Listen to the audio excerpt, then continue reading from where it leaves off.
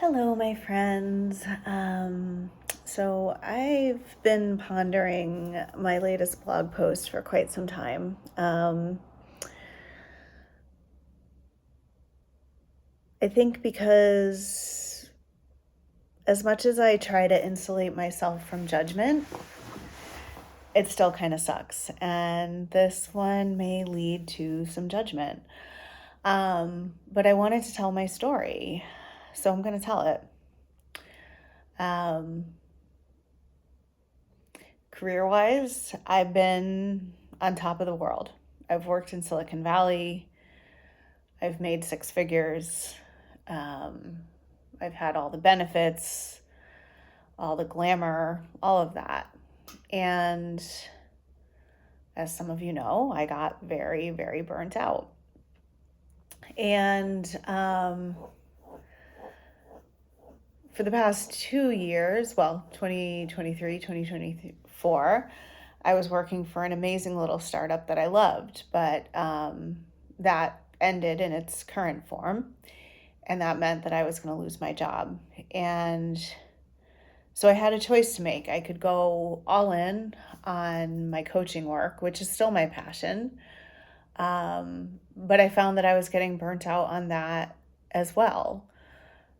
I love, love, love my work, but being the only one trying to do everything myself, and I do have help with marketing, and I want to give credit where credit's due, but like the business development, the content development, it left very little time for the actual coaching, which and facilitating and teaching, which is why I got into it in the first place. So um I interviewed for some jobs and some that would have been quite lucrative, where I could have kind of continued on the path where I had been before.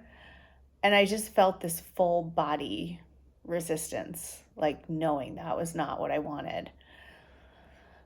That said, at the end of the year, I didn't really have much of anything coming in.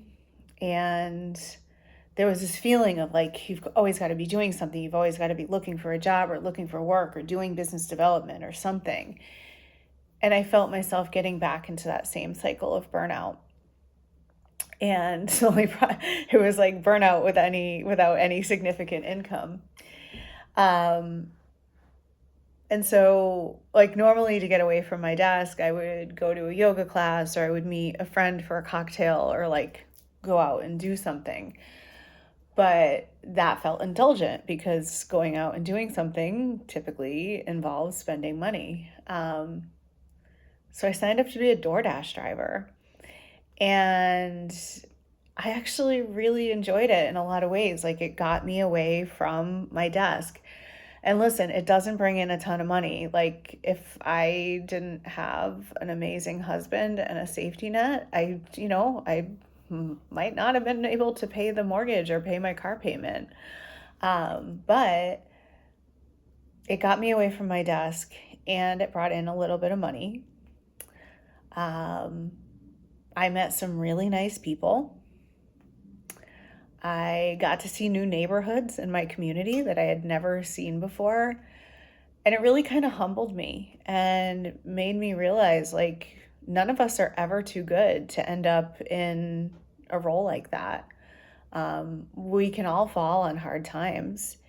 And there were some things I did not like people can be rude and condescending and like not put delivery instructions when they live in like a really weird, hard to find place. And also like not tip, like that's just shitty, right? Um, and DoorDash, like the algorithm, it's all AI bullshit. Like it's yelling at you like you were late this many times. Like no, I wasn't.